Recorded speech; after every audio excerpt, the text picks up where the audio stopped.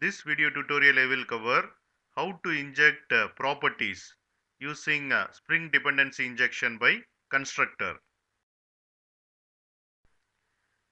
Here I have defined the class fruit shop. It has two properties, shop name and available fruits. Available fruits is a type of properties, and it has fruit shop constructor which accept shop name and available fruits, and it has display fruit shop info method. This is a Spring configuration file. Here we have specified using constructor dependency injection, Spring container should create fruit shop object, and shop name of fruit shop object should be set as fruit mart, and available fruits properties should contains two key value pairs.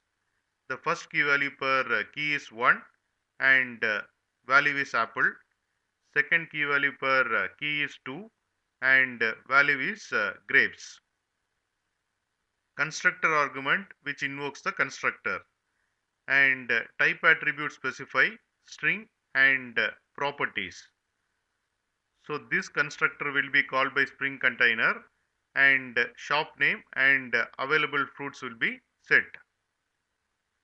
Props element is used to define the properties, and prop attribute is used to define the key and value. What object to instantiate, what object to configure, and how to configure. These information will be there in Spring configuration file. In this example, we have specified using constructor dependency injection, Spring container should create fruit shop object, and shop name of fruit shop object should be set as fruit mart, and available fruits property should contains two key value pairs. Spring container read this Spring configuration file. It creates a fruit shop object and configure the fruit shop object and manage the complete life cycle of fruit shop object. Here I have defined the class app, and here I have created application context object by reading Spring configuration file. Using getBean method of application context object, I am getting fruit shop object from Spring container and displaying the fruit shop information.